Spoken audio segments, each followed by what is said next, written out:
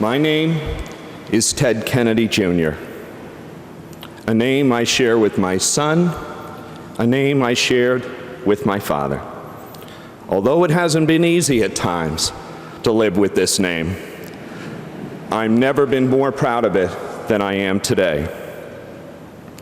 Your Eminence, thank you for being here. You grace us with your presence. To all the musicians who've come here, my father loved the arts, and he would be so pleased for your performances today. My heart is filled, and I first want to say thank you. My heart is filled with appreciation and gratitude to the people of Massachusetts, my father's loyal staff, who in many ways, my dad's loss is just as great for them as it is for those of us in our family. And to all of my father's family and friends who have come to pay their respects, listening to people speak about how my father impacted their lives and the deep personal connection that people felt with my dad has been an overwhelming emotional experience. My dad had the greatest friends in the world. All of you here are also my friends, and his greatest gift to me. I love you just as much as he did. Sarah Brown, the Taoiseach, President Obama, President Clinton, Secretary Clinton, President Bush, President Carter, you honor my family by your presence here today. I remember how my dad would tell audiences years ago, I don't mind not being president. I just mind that someone else is. There is much to say and much will be said about Ted Kennedy, the statesman, the master of the legislative process and bipartisan compromise, workhorse of the Senate, beacon of social justice, and protector of the people. There's also much to be said and much will be said about my father, the man, the storyteller, the lover of costume parties, a practical joker, the accomplished painter. He was a lover of everything French, cheese, wine, and women.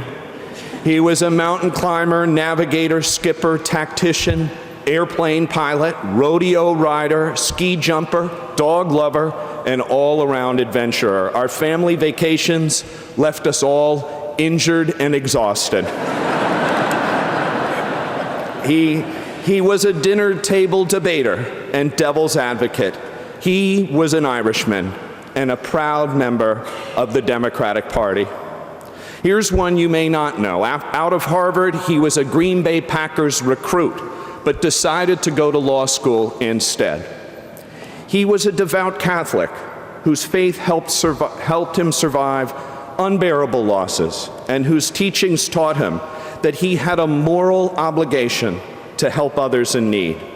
He was not perfect, far from it, but my father believed in redemption, and he never surrendered, never stopped trying to right wrongs, be they the results of his own failings or of ours. But today I'm simply compelled to remember Ted Kennedy as my father and my best friend. When I was 12 years old, I was diagnosed with bone cancer, and a few months after I lost my leg, there was a heavy snowfall over my childhood home outside of Washington, D.C., and my father went to the garage to get the old flexible flyer and asked me if I wanted to go sledding down the steep driveway. And I was trying to get used to my new artificial leg, and the hill was covered with ice and snow, and it wasn't easy for me to walk. And the hill was very slick. And as I struggled to walk, I slipped and I fell on the ice, and I started to cry. And I said, I can't do this. I said, I'll never be able to climb up that hill. And he lifted me up in his strong, gentle arms and said something I will never forget. He said, I know you can do it. There is nothing that you can't do. We're going to climb that hill together, even if it takes us all day. Sure enough, he held me around my waist, and we slowly made it to the top. And, you know, at age 12, losing your leg pretty much seems like the end of the world. But as I climbed onto his back and we flew down the hill that day, I knew he was right. I knew I was going to be okay. You see, my father taught me that even our most profound losses are survivable.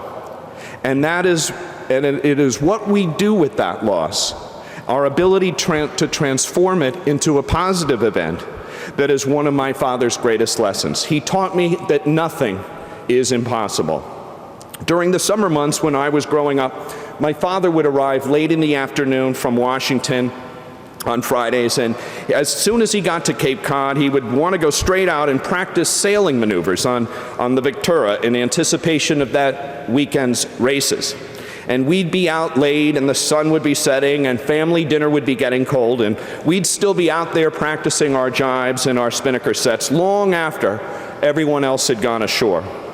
Well, one night, not another boat in sight on the summer sea, I asked him, why are we always the last ones on the water? Teddy, he said, you see, most of the other sailors that we race against are smarter and more talented than we are. But the reason why we're going to win is that we will work harder than them and we will be better prepared. And he just wasn't talking about boating. My father admired perseverance. My father believed that to do a job effectively required a tremendous amount of time and effort. Dad instilled in me also the importance of history and biography. He loved Boston and the amazing writers and philosophers and politicians from Massachusetts. He took me and my cousins to the Old North Church and to Walden Pond and to the homes of Herman Melville and Nathaniel Hawthorne in the Berkshires. He thought that Massachusetts was the greatest place on earth. And he had letters from many of its former senators, like Daniel Webster and John Quincy Adams, hanging on his walls, inspired by things heroic.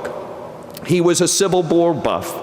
When we were growing up, he would pack us all into his car or rented camper, and we would travel around to all the great battlefields.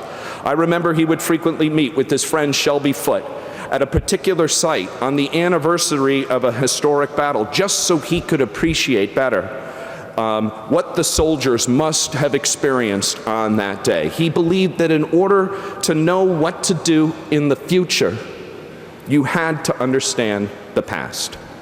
My father loved other old things. He loved his classic wooden schooner, the Maya. He loved lighthouses and his 1973 Pontiac convertible. My father taught me to treat everyone I meet, no matter what station in life, with the same dignity and respect. He could be discussing arm control with the president at 3 p.m. and meeting with a union carpenter on fair wage legislation, or a New Bedford fisherman on fisheries policy at 4:30.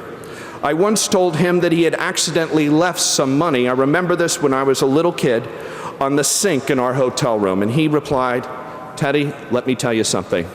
Making beds all day is backbreaking work. The woman who has to clean up after us today has a family to feed. And that's just the kind of guy he was. He answered Uncle Joe's call to patriotism, Uncle Jack's call to public service, and Bobby's determination to seek a newer world. Unlike them, he lived to be a grandfather, and knowing what my cousins have been through, I feel grateful that I have had my father as long as I did. He even taught me some of life's harder lessons, such as how to like Republicans.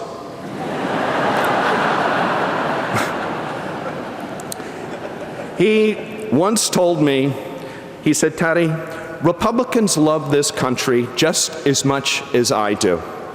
I think that he felt like he had something in common with his Republican counterparts: the vagaries of public opinion, the constant scrutiny of the press, the endless campaigning for the next election, but most of all, the incredible shared sacrifice that being in public life demands.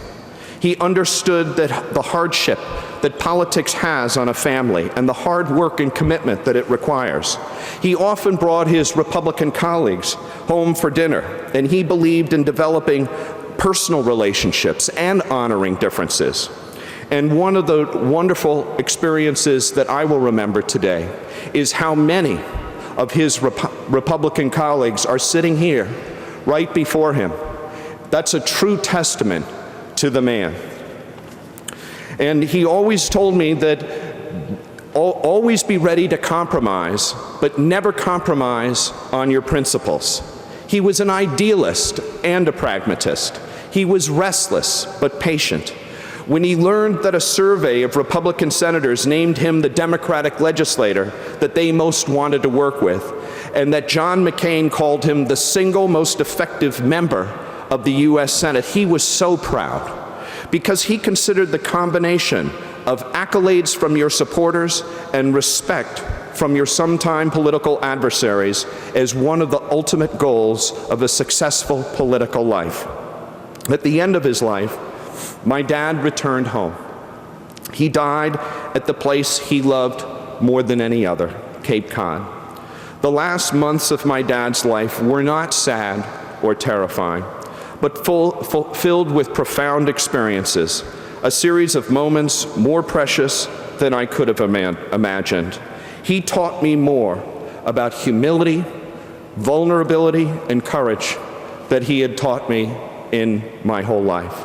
Although he lived a full and complete life by any measure, the fact is he wasn't done. He still had work to do. He was so proud of where we had recently come as a nation. And although I do grieve for what might have been, for what he might have helped us accomplish, I pray today that we can set aside this sadness and instead celebrate all that he was and did and stood for.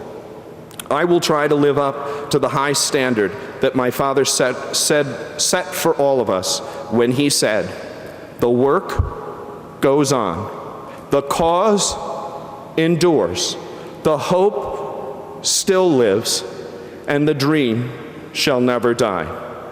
I love you, Dad. I always will, and I miss you already.